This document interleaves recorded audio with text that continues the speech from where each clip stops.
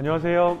네, 홍성규의 진보TV 주간 뉴스 브리핑 세상을 보는 눈 2월 6일자예요. 명절 공식적으로는 명절 연휴를 다 보내고 첫 번째 방송인데요. 새해를 맞이하는 저의 결심은 좀 이렇게 길다라는 이야기가 많아서 조금은 빠르게 진행을 해볼까 고민을 하고 있어요. 새해 명절 다 잘 보내셨죠? 세뱃돈도 많이 받으셨나요? 저의 새해 결심이 작심삼일이 되면 안 되는데 2월 6일자 오늘도 5가지 소식을 준비했는데요. 한번 시작해 보겠습니다. 첫 번째 소식은 노동뉴스 준비했어요. 매일 노동뉴스에서 지난 2월 3일 날 나왔던 기사인데요. 제목이 유럽 노총의 안전보건 목표 비전 제로라는 제목이에요. 우리나라에 민주노총이나 한국노총이 있는 것처럼 유럽에도 당연히 노동조합이 있겠죠. 이 유럽에 있는 노동조합들이 다 모여있는 기구가 바로 유럽 노총인데요. 우리나라에서도 산재 사망과 관련한 뉴스가 사실은 사회적으로 굉장히 좀 심각한 문제잖아요. 그래서 우리나라 중대재해기업처벌법이라든지 이것도 이제 논란이 막 되기도 했고, 저도 최근에 이제 진보당의 경기도지사 후보 송영주 후보의 선본에 같이 있다 보니까 최근에 언론사를 방문하면서 다양한 이야기를 듣게 되었는데, 이 중대재해기업처벌법과 관련해서도 좀 다양한 목소리들이 있더라고요. 그래서 이제 우리나라 상황뿐만이 아니라 외국의 사례랑 비교를 해보면 어떨까라는 고민이 들어서 제가 이 기사를 준비를 했습니다. 일단 이 비전 제로라는 말은 느낌이 빡 오시는 것처럼 일을 하다가 죽는 것을 제로로 만들겠다는 정책 목표예요. 사실은 우리는 산업재해 그러면 사망자만 이야기하지 그 산업재해를 통해서 부상자라든지 질병이라든지 이런 건 사실 너무 많아서 통계에 잡히지도 않잖아요. 근데 유럽노총에서는요, 이 사망자 죽음뿐만이 아니라 한 걸음 더 나아가서 일로 인한 부상과 질병도 제로로 만들어야 된다. 당연히 이렇게 가야 되겠죠. 이 유럽연합의 통계를 좀 보니까 이 유럽연합에 가입된 소속된 나라가 27개 나라가 있는데요. 이 27개 회원국에서 매일 사고로 죽는 노동자 수는 9명에 이른대요. 우리나라랑 정말 차이가 많이 나죠. 이 얘기는 뭐냐면 27개 회원국 중에서 매일매일 통계를 따져보면 9명에 달하니까 그냥 이렇게 회원국 숫자로만 나눠보더라도 27개 중에서 18개 나라에서는 노동자가 죽지 않으면 9개 나라에서는 1명씩 매일매일. 물론 이 숫자도 적다고 할 수는 없죠. 그럼 궁금하시죠? 우리나라에서는 산업재해로 사망하는 노동자가 얼마나 될까? 작년에 1월부터 11월까지 11달간 산재 사망사고로 숨진 노동자의 숫자는요, 사회적으로 우리가 그렇게 문제를 제기하고 오랜 기간 동안 노력을 해왔음에도 불구하고 무려 790명에 이른대요. 이거를 하루로 나눠보면 매일매일 2명에서 3명의 노동자가 산업재해로 목숨을 잃었다는 거예요. 아까 유럽의 사례 잠깐 보셨잖아요. 비교를 해보면 우리나라의 이 산업재해 사망률이 얼마나 높은지, 얼마나 끔찍한 이 노동자들을 정말 갈아 넣어서 형성된 사회인지를 실감이 좀 나실 것 같습니다. 원래 문재인 정부는 작년에 산재 사망자 수를 600명대까지 줄이고 올해 같은 경우는 500명대까지 줄이겠다 이런 목표를 좀 세웠었는데, 작년에만도 이 700명이 훌쩍 넘은 걸 보면 사실은 이 문재인 정부나 고용노동부의 목표도 무색해졌다고 볼 수가 있죠. 유럽 노총의 안전보건 목표 비전 제로를 조금만 더 설명을 좀 해드릴게요. 유럽연합 회원국들에 대해서 유럽 노총에서는 이 비전 제로 계획을 수립하고 실행해야 된다. 여기서 중요한 거는 이 첫걸음은 사고 예방을 위한 체계적인 산업안전보건 계획을 만들 책임이 누구에게? 사용자에게 있음을 인정하는 데서 시작해야 된다라고 이제 강조를 하고 있고요. 물론 이게 제대로 만들어지기 위해서는 누구랑? 노동자들이 모인 노동조합과의 철저한 협력이 필수적이다라고 이야기를 하고 있습니다. 다음으로 이 회원국 정부들의 효과적이고 효율적인 법 집행에 있다라고 얘기하고 있죠. 중대재해기업처벌법을 만드는 과정도 그렇게 어렵게 여기까지 왔는데 결국 마지막으로 만들어진 법이 누더기법이라는 이야기를 듣고 있어요. 이 법으로도 규율을 할 수 없다는 거죠. 즉 사용자들의 책임도 중요하지만 이 정부 차원에서 산재 사망을 줄이기 위한 이 적극적인 노력이 필요하다는 거예요. 쭉 이제 읽어보시면 여러 가지 좀 구체적인 이 도움들을 좀 받을 수 있는데, 제가 좀 이 딱 눈에 들어왔던 거는요. 마지막으로 유럽노총은 기후변화와 플랫폼 작업, 최근에 이제 부상하고 있는 영역들이죠. 인공지능과 디지털화가 일의 세계에서 야기하는 새로운 위험들에 대해서도 사전에 준비해야 된다라고 강조를 하고 있는데, 유럽연합 집행위원회에서는요, 이번에 코로나 있잖아요. 전 세계적으로 코로나 사태가 굉장히 심각하잖아요. 코로나19를 직업병으로 인정을 했대요. 근데 듣고 보니 참 그럴듯해요. 왜? 일하다가 이 전 세계적으로 걸리는 전염병인데, 당연히 일하다 걸리면 이것도 직업병으로 인정이 돼야 되겠죠. 우리나라는 정말 이 엄청난 차이가 있는 논의가 아닐 수 없습니다. 그래서 이 비전제로 실현을 위해서는 안전보건 조치의 설계와 실행에서 계속 강조하고 있죠. 노동조합의 적절한 개입을 보장해야 된다. 그리고 아까 제가 서두에서 말씀드린 것처럼 일하다 죽는 것뿐만이 아니라 일하다가 부상을 입는다든지 질병을 얻게 된다든지 이런 것들까지도 제로로 만들 수 있도록 노력을 해야 된다라고 이야기를 하고 있습니다. 우리나라에서도 여러모로 이렇게 곱씹어 볼 만한 내용이 아닐까 싶습니다. 두 번째 소식은 정치면 소식 준비했는데요. 한겨레 신문에서 최근에 대선 전국을 맞아서 여러 주요 후보들의 발언이나 공약에 대해서 팩트체크라는 이름으로 하나하나 따져보는 게 있는데, 그중에 제가 가지고 온 것은 윤석열 후보가 얘기했던 외국인 건보 재정 연 5천억 흑자, 윤석열의 숟가락론은 틀렸다라는 제목인데요. 이게 이제 시작은 국민의힘의 윤석열 후보가 지난달에 30일 날 페이스북에 뭐라고 썼냐면, 국민이 잘 차려놓은 밥상에 숟가락만 얹는 외국인 건강보험 문제를 해결하겠다라고 해서 이른바 외국인 건강보험 숟가락론이라는 게 이제 등장을 했단 말이에요. 윤석열 후보는 여기서 두 가지를 주장을 하고 있죠. 첫 번째는 뭐냐면, 우리나라 국민들이 지난 40년 이상 피땀 흘려 만들어낸 소중한 자산인 건강보험에 외국인들이 숟가락만 얹고 적은 기여로 많은 혜택을 보고 있다라고 주장을 했고요. 두 번째는 이렇게 혜택을 보고 있는 외국인들이 중국인에 엄청나게 편중돼 있다라고 이제 이야기를 했어요. 뭐 오늘 이 방송을 촬영하는 이 시간에도 사실 어젯밤에 지금 중국에서 동계올림픽 열리고 있잖아요. 그래서 스케이팅, 스피드 스케이팅, 쇼트트랙 에서 이제 문제 때문에 부글부글 지금 막 끓고 있는데, 어쨌든 이제 그런 문제들이 있습니다만, 최근에 특히 이제 젊은 세대들을 중심으로 반중 정서, 혐중 정서 이런 것들이 좀 이렇게 높아지고 있다는 보고도 좀 되고 있잖아요. 여기에 편승하려고 아주 약삭빠르게 편승하려고 했던 게 아닌가 싶은데, 이 두 가지 문제에 대해서 팩트 체크가 들어간 겁니다. 첫 번째, 숟가락론과 관련해서는요, 작년에 10월 달에 국정감사를 할 때 국회 보건복지위원회 소속 고영인 더불어민주당 의원이 국민건강보험공단으로부터 제출받은 자료를 분석을 했거든요. 그랬더니 2020년 한 해 동안 국내에 거주했던 외국인 건강보험 가입자들이 낸 보험료는 1조 4,915억 원이지만 건보공단에서 이들의 치료비 등으로 쓴 급여비는 9,200억 원이어서 2020년 한 해 동안만 놓고 보더라도 외국인들이 냈던 이 건강보험과 관련해서는 윤석열의 숟가락론이 아니라 5,715억 원의 재정수지 흑자를 나타냈다고 합니다. 일단 뭐 이 수치만 보더라도 윤석열 후보의 첫 번째 주장은 사실에 부합하지 않습니다. 다음은 이제 두 번째 주장, 이게 중국인들의 편중돼 있다. 근데 당연히 우리나라에 있는 외국인들, 특히 이제 외국인 노동자들을 비롯해서 외국인들의 구성을 보면 중국인들이 가장 많아요.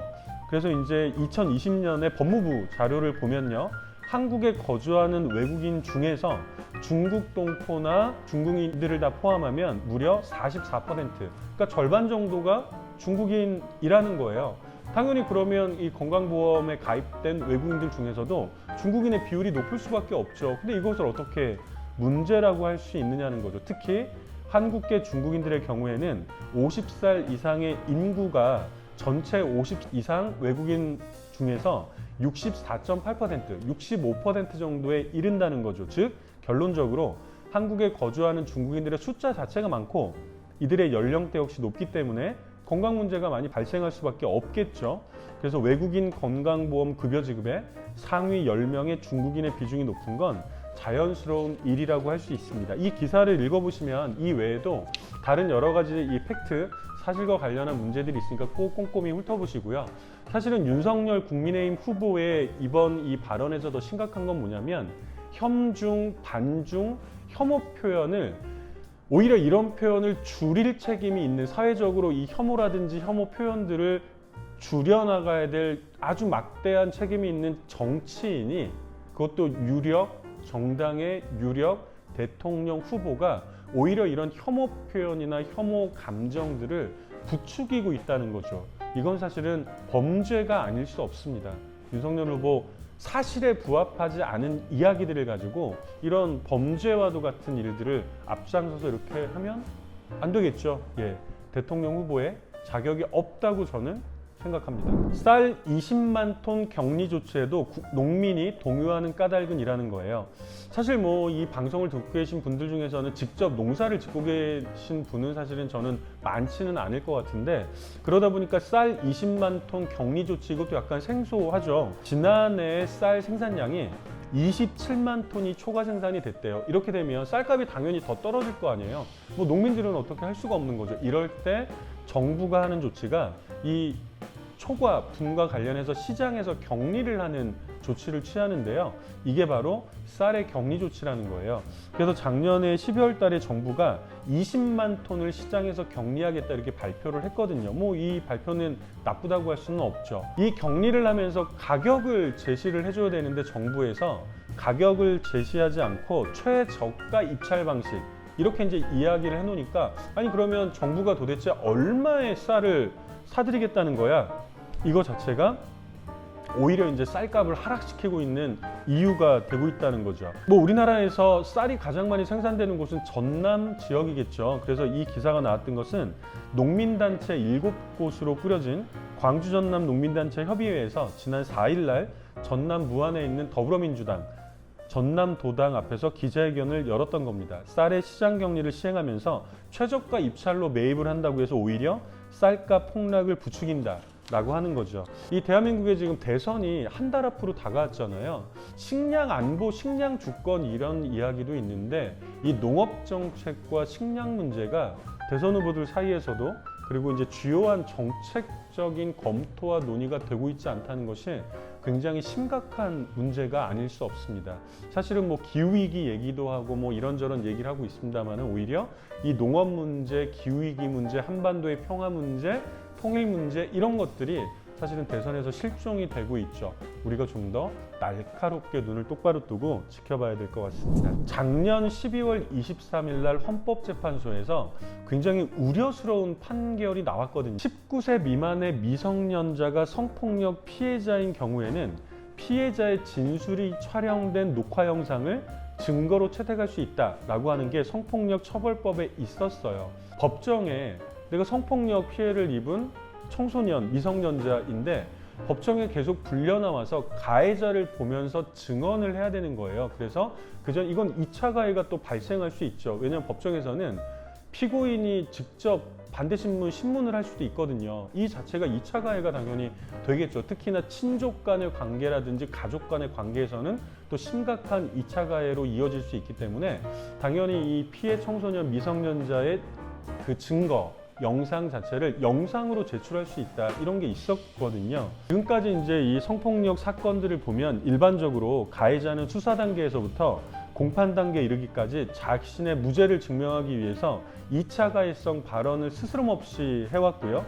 이를 넘어서 공판정에서 일부러 이 피해자를 증인으로 세우려고 여러 수단을 강구하기도 했다고도 해요. 게다가 아까 제가 말씀드린 것처럼 미성년자가 친족 간의 성폭력 피해자인 경우에는 상황이 더 끔찍해지겠죠. 그리고 형사소송법에 따르면 피고인이 직접 피해자에게 증인신문도 할 수 있다고 합니다.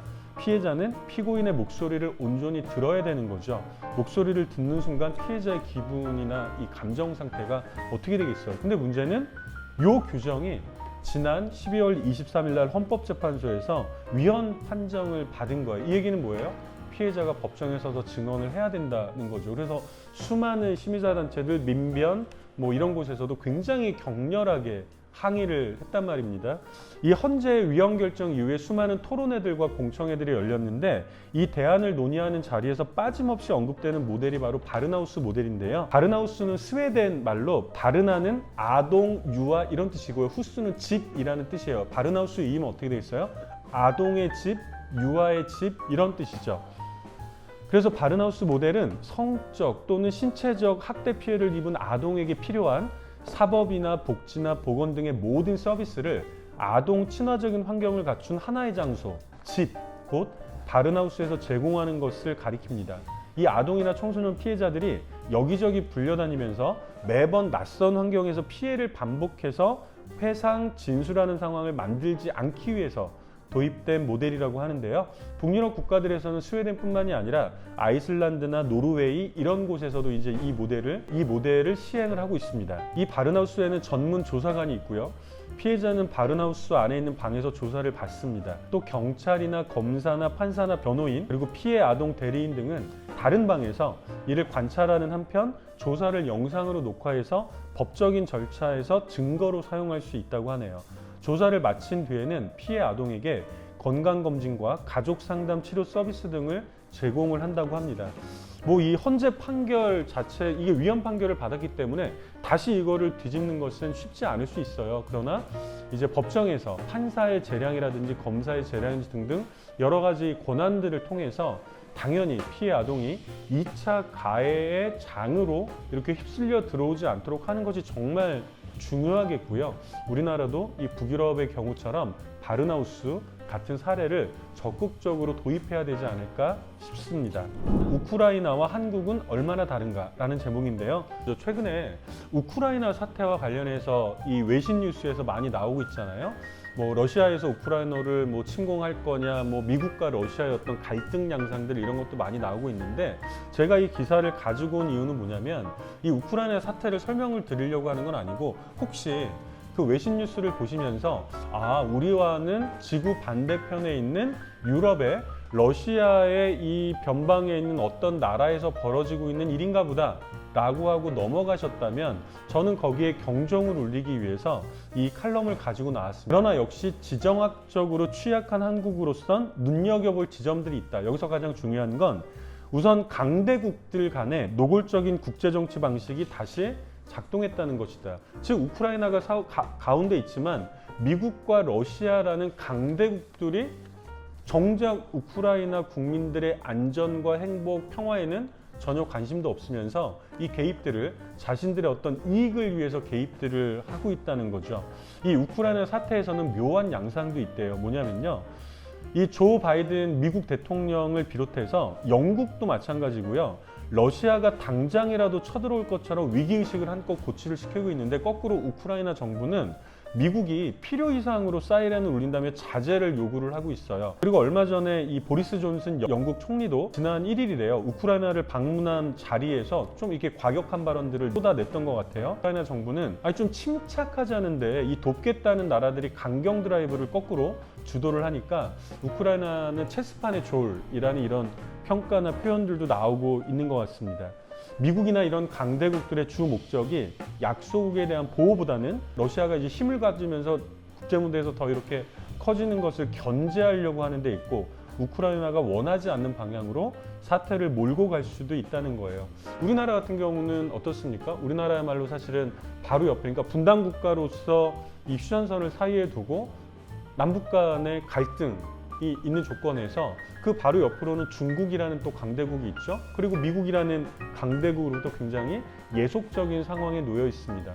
우크라이나가 장기판의 졸이라는 표현을 받고 있는 것처럼 우리나라도 정신 똑바로 차리지 않으면 사실은 우크라이나와 크게 다르지 않을 수 있다. 이 강대국들의 이익 틈바구니 속에서 정작 우리나라의 평화와 안전 이런 것들은 뒷전으로 물려질 수 있다. 그리고 그거는 지난 80년에 이르는 대한민국 현대사에서 우리가 모두 목도해 왔던 사실들이기도 합니다. 이 지구 반대편에 있는 우리가 잘 모르는 나라의 상황이 아니라 우리나라의 입장에서도 이런 강대국들의 틈바구니 속에서 우리들의 어떤 자주적인 역량들을 가지고 남북 간의 관계에서도 평화와 통일의 이 분위기들을 어떻게 우리 스스로의 힘으로 만들어 나갈 것이냐라는 고민을 던져주고 있다는 것이죠.